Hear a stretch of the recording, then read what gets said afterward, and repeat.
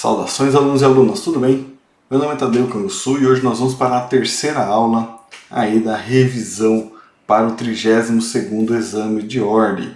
Exame que a gente não sabe ainda a data que vai ser marcado, mas já vamos fazer uma revisão para você ver os pontos aí que mais caem na matéria de processo do trabalho na OAB e assim você poder afinar o seu estudo. Se de repente você entendeu a aula completa, procure se aprofundar. Se você não entendeu, faça-me um questionamento. A gente trata a matéria melhor ali nos comentários, nas perguntas, e assim você encaminha bem os seus estudos, tá?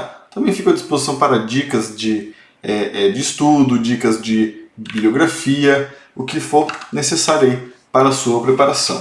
Tudo bem? Antes de começar, inscreva-se nas nossas redes sociais, tá? Eu estou no Instagram como Professor Tadeu Canguçu e esse canal também, Os Tribuneiros, isso aqui no Instagram, e faça sua inscrição no Os Tribuneiros, que é esse canal que nós estamos agora conversando. Tudo bem? Bom, vamos fazer uma breve recapitulação da aula anterior, tá? Na aula anterior, nós vimos esse fluxograma. Então, esse fluxograma muito importante, tá? Você já tem que ter impresso ele e colocado aí na sua parede, no seu espelho, para memorizá-lo, certo?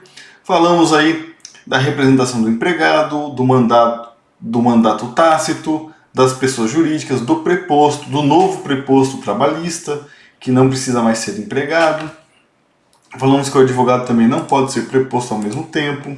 Falamos da assistência judiciária, que hoje quem ganha menos do que 2.440 é presumidamente beneficiário da justiça gratuita. Também falamos dos isentos, que além dos beneficiários da justiça gratuita são isentos essas pessoas. Também correios e estados estrangeiros, certo? Bom, também falamos da reforma trabalhista no que se refere à multa para testemunha que alterar a verdade ou omitir fatos essenciais. Falamos do incidente de desconsideração da personalidade jurídica, dos atos e termos processuais, quem tem prazo em dobro, olha, MPT, Defensoria de Administração Pública, tem prazo em dobro, certo? Falamos do mínimo e do máximo das custas, bem como da base de cálculo, da parte da conhecimento, na parte da execução, tudo bem? E das nulidades. Das nulidades, destacamos aí o princípio da transcendência, não há nulidade sem prejuízo, e o princípio da convalidação, que a nulidade relativa precisa ser provocada para ser declarada, certo? Também mencionamos outros princípios que envolvem a matéria de nulidades, certo? Vou destacar um ponto aqui para que fique bem claro, ó, sobre a defesa e a reconvenção. Bom, depois de feita a petição inicial, o juiz admite essa petição inicial. Se não tem nenhuma emenda para fazer, intima a parte contrária. E aí se estabelece a relação processual. Juiz, autor, réu.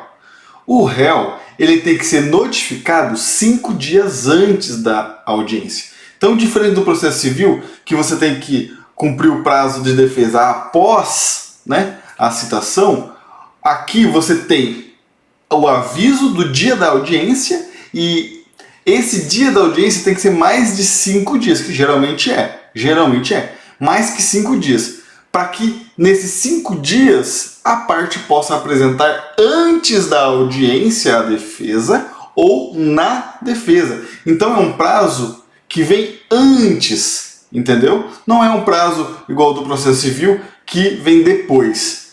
Então esses 5 dias é para que a parte tenha 5 dias para preparar a sua defesa e possa apresentar escrita antes ou no dia da audiência oralmente em 20 minutos. E outro detalhe também, com ou sem reconvenção. Pode apresentar a defesa com reconvenção ou pode apresentar só a reconvenção. Tudo bem? E depois das alegações finais, lembrando aqui, só 10 minutos oralmente. E os demais temas eu acho que já ficou bem claro. Se não ficou bem claro, fico à disposição para tirar as dúvidas dos alunos aí. Tudo bem? Bom, então vamos encerrar a fase postulatória. Vamos falar agora de petição inicial. Vamos falar de procedimentos procedimento sumaríssimo, sumário e procedimento ordinário. Vamos falar também de tutela de urgência, então tutela antecipada, tutela cautelar, enfim, os vários tipos de tutela. Certo? Então, vamos lá para os slides. Então, a petição inicial, ela pode ser verbal ou escrita.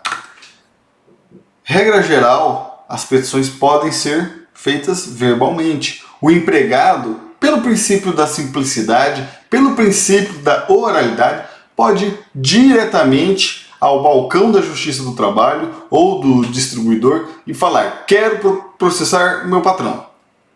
Simples. Ele é encaminhado para a vara, se for vara única, ele já está na secretaria, vai ser reduzido a termo a sua reclamação. Não recebia hora extra, não almoçava, pagava meu salário atrasado, sofri um acidente. O servidor vai colocar isso no programa, no caso no PJE, vai elaborar uma petição inicial, a parte vai assinar, vai ficar constando no sistema essa petição oral reduzida a termo. Tudo bem? Regra geral, as petições são feitas por escrito. Inclusive há petições que só podem ser feitas por escrito. Mas, em diversas situações, dissídios individuais do autor contra o seu empregador podem ser apresentadas oralmente e reduzidas a termo na secretaria. Tudo bem? Vamos falar aqui, do inquérito para apuração de falta grave. Essa aqui é uma exceção, é uma exceção, porque obrigatoriamente ela tem que ser por escrito, conforme o artigo 853 da CLT, certo? Então, no inquérito para apuração de falta grave, no dissídio coletivo, tem que ser obrigatoriamente por escrito a petição, tudo bem? Mas existem essas duas opções: petição inicial verbal ou petição inicial escrita. Vamos para o artigo 840. Então, olha só o artigo 840 o que diz: a reclamação poderá ser escrita ou verbal. Sendo escrita, a reclamação deverá conter, olha aqui os requisitos da petição inicial: designação do juízo, que é aquela parte de cima da petição inicial, né? Geralmente coloca em cima: excelentíssimo senhor juiz da tal vara do trabalho de cidade, certo? Tem que ter isso na petição escrita, olha só. Então, designação do juízo, qualificação das partes, autor e réu, breve exposição dos fatos de que resulte o dissídio e o pedido. Veja que aqui no parágrafo 1º do artigo 840 não é exigido fundamentação jurídica, mas na prática jurídica, e os bons advogados fazem a fundamentação jurídica.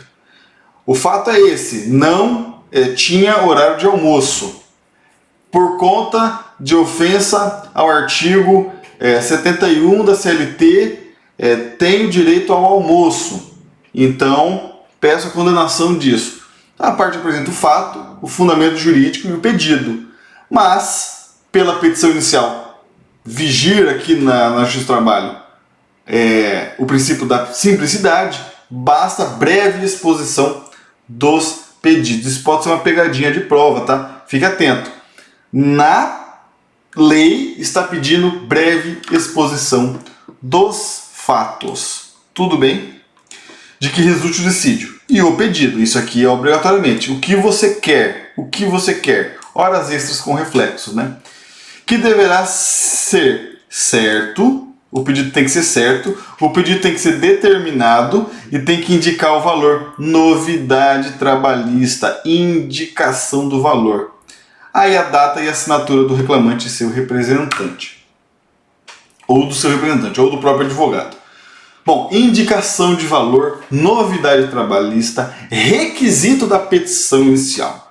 A petição inicial tem que ser proposta já com breve exposição dos fatos, o pedido certo, determinado e calculado, indicado o valor. Quero tanto de horas extras por tais e tais motivos.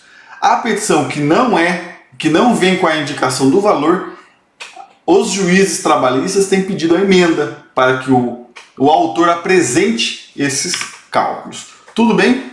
Vamos agora para situações após o protocolo da petição inicial. Então, protocolou a petição inicial, iniciou a relação do autor com o Estado juiz. O Estado juiz vai analisar essa petição e ele pode identificar um erro. Faltou o valor, por exemplo. Ele pede a emenda de um erro sanável. Faça a emenda desse requisito da petição inicial que não foi cumprida adequadamente, que é indicação de valor. Aí a parte vem e faz a emenda, tá? Então, a emenda serve para o juízo sanear o processo e sanar erros antes que o processo siga, certo? Mas também nós temos a possibilidade de aditamento e de desistência. Então vamos lá. O que é aditamento? Aditamento é acrescentar alguma coisa na petição inicial. É possível acrescentar alguma coisa na petição inicial até a citação. Citou, não pode mais. E desistência da ação. Pode desistir da ação. A parte avalia melhor, vê que as suas testemunhas não serão boas, ou que as provas que o réu não vai querer acordo, e resolve mudar de ideia. Pode mudar de ideia, pode desistir da ação até a apresentação da contestação. A partir do momento em que, citada, a reclamada apresenta a contestação, o autor não pode mais desistir. Vamos aqui na tela.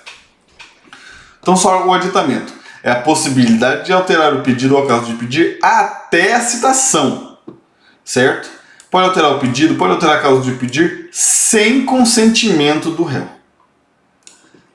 A partir da citação até o saneamento do processo, é possível aditar com consentimento do réu. Após a estabilização da demanda, não pode mais alterar. Tudo bem? Sem consentimento do réu, a parte pode aditar até a citação. Citou, precisa do consentimento do réu. Terminou a fase, já apresentou defesa, a demanda se estabilizou, os pontos controversos, acabou. Não é possível mais qualquer aditamento. A demanda estabilizou, são aqueles pedidos que irão para julgamento, certo? Então, aditamento sem consentimento até a citação. Ok? Emenda, rapidamente sobre a emenda. Buscar corrigir vícios sanáveis da petição inicial. Exemplo maior atualmente é justamente apresentar os valores. E desistência da ação até a contestação sem consentimento. Depois da contestação, após oferecida a contestação, réus devem consentir. Porque ele já apresentou defesa, ele já tem a possibilidade de ganhar o processo, ele não vai querer abrir mão. Ele pode não querer abrir mão de honorários, por exemplo, porque agora tem honorários sucumbenciais. Então, a ré pode querer ir para a decisão para mostrar que estava certa, já fez a defesa mesmo, ganhar aquele pedido e ganhar honorários sucumbenciais, tanto a parte quanto o advogado da parte. Então, veja só, desistência da ação, ok, sem consentimento do réu até a defesa. Depois da defesa, com consentimento do réu. Veja só, artigo 840, parágrafo 3º. Então, oferecida a contestação, ainda que eletronicamente, o reclamante não poderá, sem o consentimento do réu, desistir da ação. Ou seja, antes da contestação, o reclamante pode desistir da ação sem consentimento. Após a contestação, ainda que oferecida eletronicamente, não poderá mais. Tudo bem? Agora vamos para os procedimentos. Temos 3 procedimentos e nós aqui arrolamos eles pelo valor. Veja só, temos o procedimento sumário, temos o procedimento sumaríssimo que veio depois, são alterações legislativas, e tem o procedimento ordinário. Tudo bem? O procedimento mais comum é o procedimento ordinário, justamente porque as causas trabalhistas alcançam um valor alto, tá? Mas e justamente se coloca no ordinário. Mas até 40 salários mínimos é muito comum o sumaríssimo. Veja só aqui a tabela. Então, o sumário é até 2 salários mínimos, o sumaríssimo é até de 2 a 40, acima de 2 até 40, e acima de 40 salários, aí temos o procedimento ordinário. Quanto ao procedimento sumário, ele está previsto numa legislação esparsa. Ele está previsto na Lei 5.584 de 70 e para ações que não excedam 2 salários mínimos, e também é conhecido como rito de alçada. Já o procedimento sumaríssimo está previsto nos artigos 251A em diante, tá? 252A em diante. Veja só a redação do artigo 852A. Os dissídios individuais cujo valor não exceda 40 vezes o salário mínimo, ou seja, até 2 vai vigir o rito sumário, de 2 a 40 o procedimento sumaríssimo, né, do salário mínimo vigente na data do ajuizamento da reclamação, fica submetido ao procedimento sumaríssimo. E estão excluídos do procedimento sumaríssimo demandas em que é parte da administração pública, direta, autárquica ou fundacional. Então, municípios, estados, União, autarquias e fundações públicas de direito público não se incluem no rito sumaríssimo. Retornando aqui, olha só, o valor da ação ele sobe de 2 para 40, até 2, de 2 a 40 e acima de 40. Mas a testemunha ela tem essa alteração. No sumário tem 3, por que no sumário tem 3 testemunhas? E no sumaríssimo tem 2? Porque o sumário não previa 2 testemunhas, então prevalece a regra geral, 3 testemunhas. O sumaríssimo ele previa especificamente 2 testemunhas apenas, e no rito ordinário 3 testemunhas. Então fica assim o quadro da relação dos 3 procedimentos com seus respectivos valores e suas respectivas testemunhas. Tudo bem? Restrições ao sumaríssimo, além das ações em que é parte da administração pública direta, autárquica e fundacional, entende-se também que ações civis públicas e ações civis coletivas não podem tramitar pelo rito sumaríssimo, tá? Então, a administração pública, ação coletiva e ação civil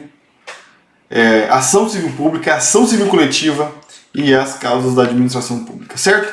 Bom, encerramos aqui a parte de procedimentos, tá? Vamos falar de tutela antecipada. Então, um tema bem importante aí, muito recorrente no dia a dia, tá? É muito comum uma empresa demitir, não dar nenhum documento, aí a parte precisar de seguro-desemprego, precisar de FGTS, ou estar acontecendo uma situação grave na empresa, um trabalho inseguro, e aí o sindicato entra pedindo alguma interdição no trabalho, enfim. Então é muito comum aí, são diversas situações em que exigem tutela antecipada, tá? Vamos falar, e aqui ó, é CPC puro, tá? Eu vou tentar ser bem objetivo, mas é CPC puro aqui, tudo bem? Então vamos lá tratar da tutela de urgência. Artigo 294, que diz, vamos começar com a tutela de urgência pode fundamentar-se em urgência ou evidência. Então, urgência é um gênero. Não, então, provisória é um gênero, do qual urgência é uma espécie e a evidência é outra. A gente vai falar aqui da urgência na sequência da evidência, tá?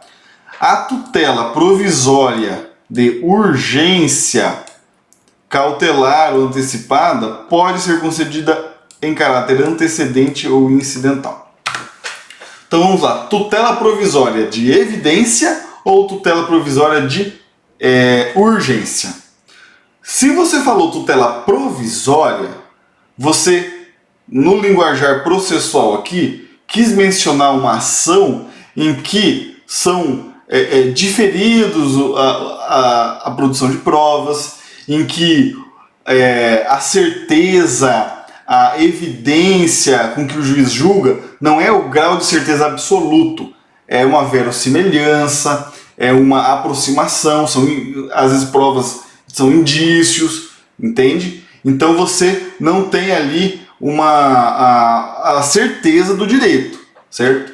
Se os indícios não são suficientes para você demonstrar uma verossimilhança, você tem a sua liminar que você requereu indeferida. Se há um grau bom de confiabilidade, de certeza no que você apresentou, né? Não de certeza, mas de verossimilhança, aí a sua tutela pode ser deferida, tá?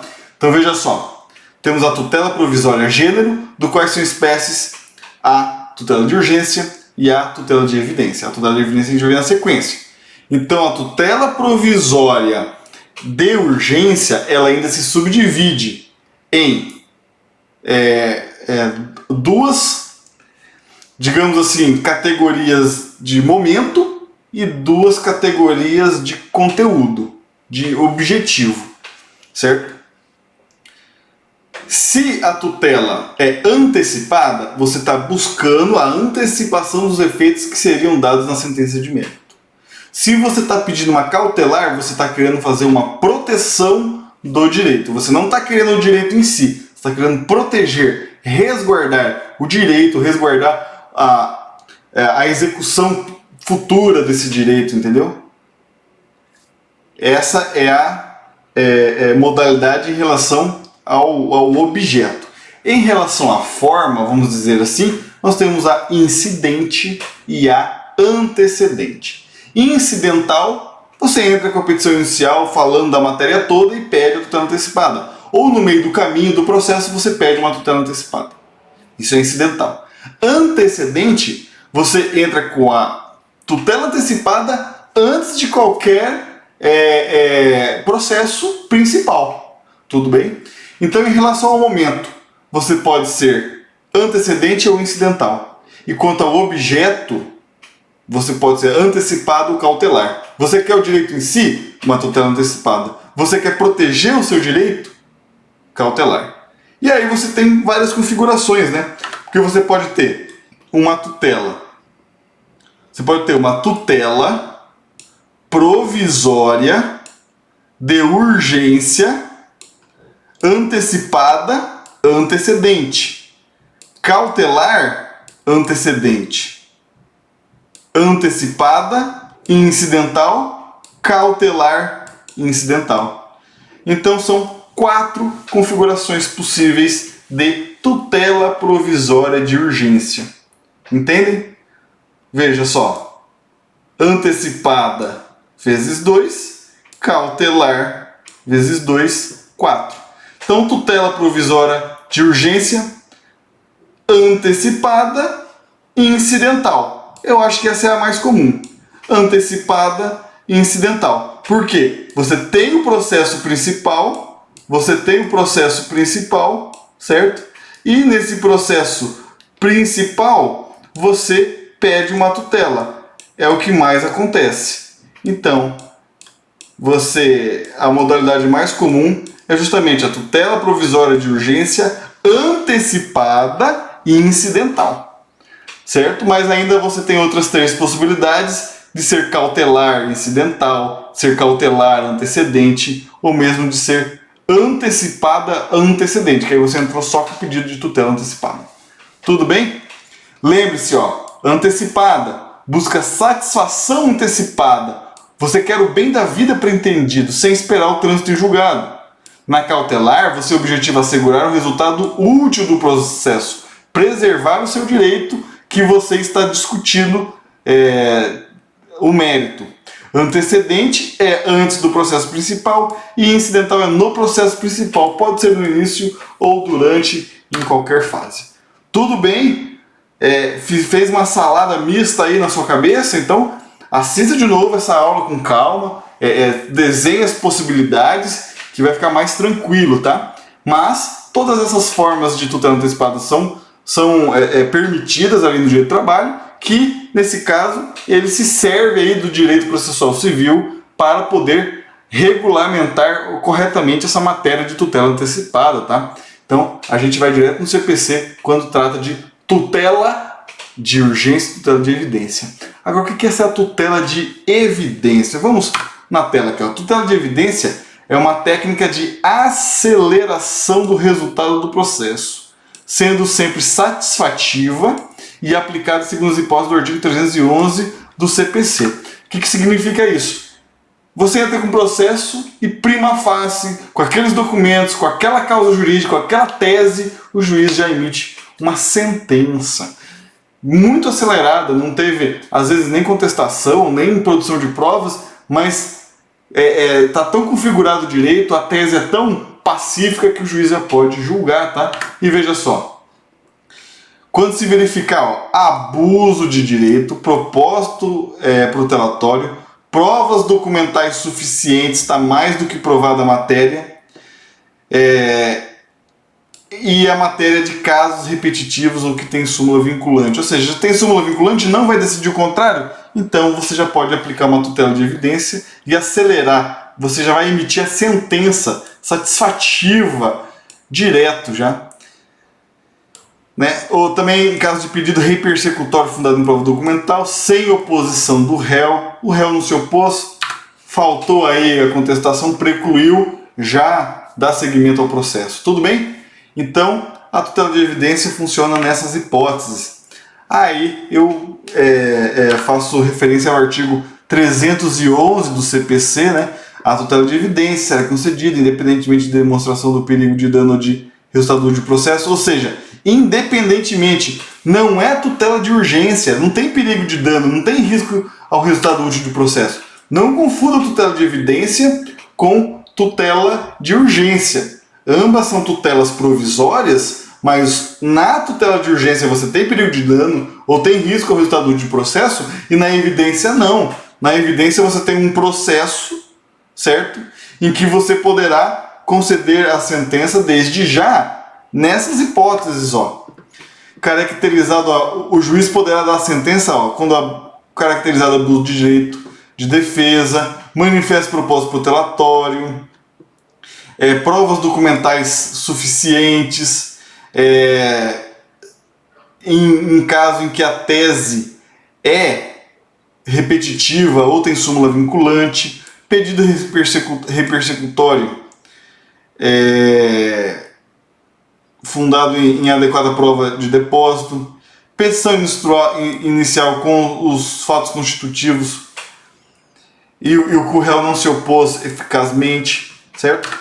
Então aqui alia um pouco de certeza com a técnica da preclusão, da não apresentação de defesa pelo réu, né?